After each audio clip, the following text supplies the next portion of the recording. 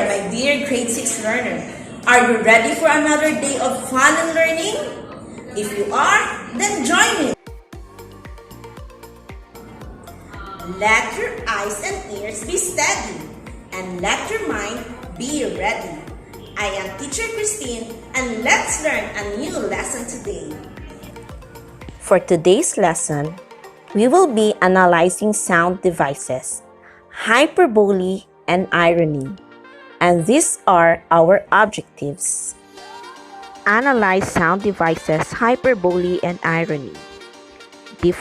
Identify hyperbole and irony. Differentiate hyperbole and irony. I'm so excited to learn today. I can float and touch the sky. But can we really float and touch the clouds? Isn't that too much? Well, English is a way of saying things like that, like the figures of speech hyperbole and irony. Get your pen and paper ready because we will have some activities. Are you ready? Let's go! There are a lot of things that you are capable of doing, but there is limitations. In this activity, answer the questions honestly. Can you do the following? Number 1. With yes or no. Can you climb a mango tree? Number 2. Can you carry a pail of water? Number 3. Can you eat a whole cow? Number 4. Can you kiss a snake? 5. Can you ride a bike?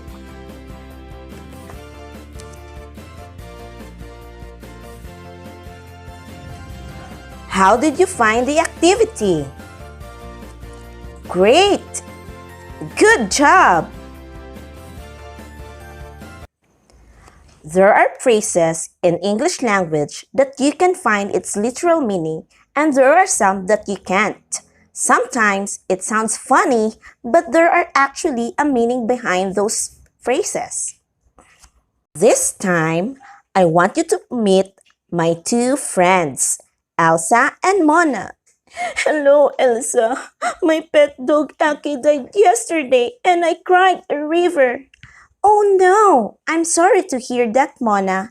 Perhaps you can look for a new pet. My heart is bleeding with sadness. Let's just go somewhere so that you can feel better. Also, think of it this way. At least now you have an angel. You're right. Thank you, Mona. From the conversation that we have just listened to between Elsa and Mona, let me ask you, can Mona cry a river? Is it okay for Elsa to feel sorry when Mona's dog died? Is it alright to find a new pet? Does a heart bleed because of sadness? What do you think is the conversation between Mona and Elsa? Those conversation has to do something with our lesson today.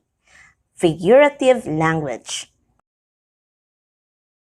Figurative language or figures of speech are words or phrases that possesses a separate meaning from its literal definition.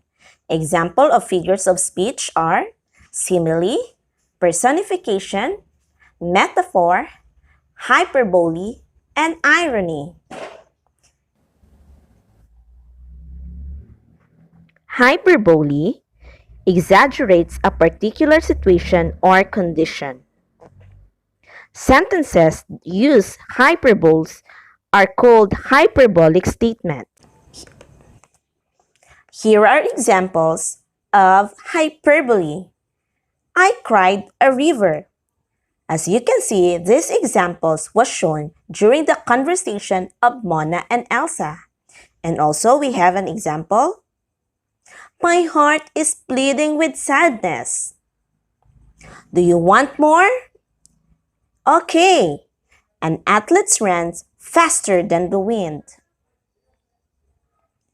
And we also have, his bag weighs a ton.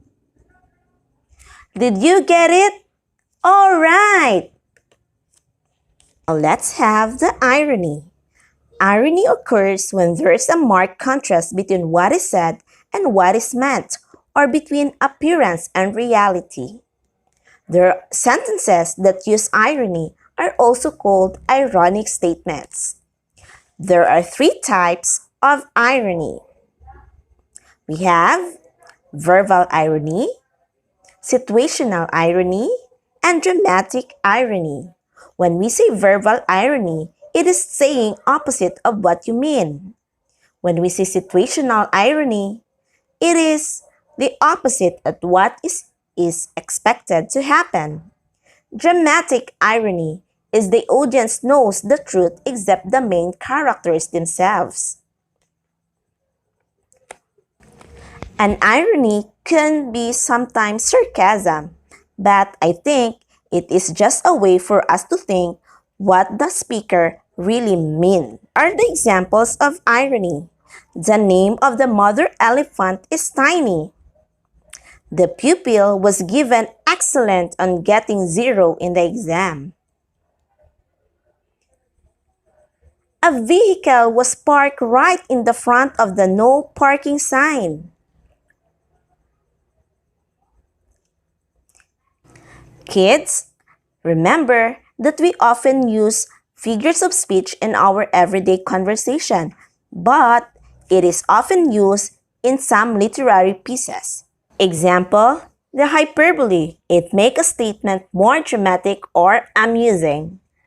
Hyperbole is common in creative nonfiction essays, stories, songs, and poetry. While irony can be used to make people stop and think about what has been said or to emphasize a central idea. Now, it is test time. Get ready with your paper and pencil and let us answer this. Write A if it is hyperbole and B if it is irony. Number 1. Number 2. Number 3.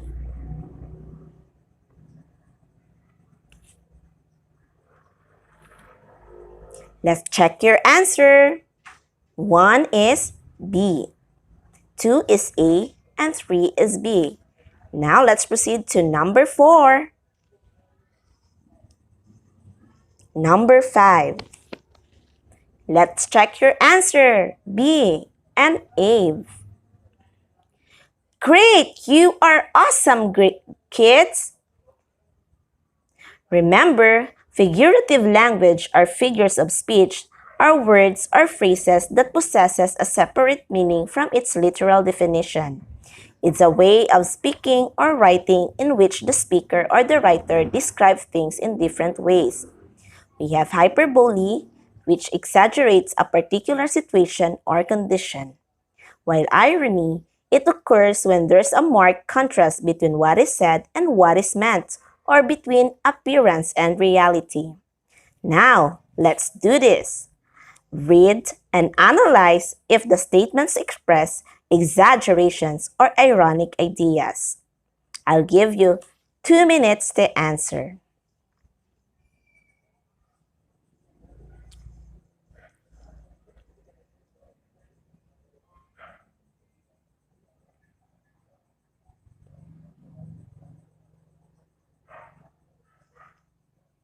That's great! Now let's check your answer. Number 1, hyperbole.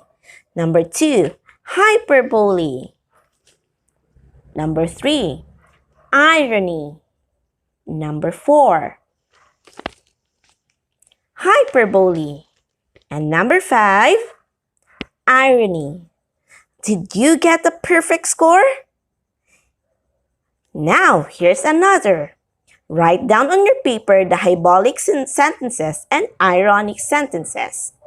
Tina's heart was broken when she received the sad news late in the evening. Her grandmother passed away. How come she died so soon? She was only 60 years old, she wondered. Tina was crying a river. If only she could keep her pain and sadness inside a jar and let it sink underwater. Life is fair for taking her beloved grandmother away. how she wished her grandmother was 1,000 years to live. Now, put your answer on this answer. Now, let us check your answers. Here are the answer for hyperbole. And now, that is irony.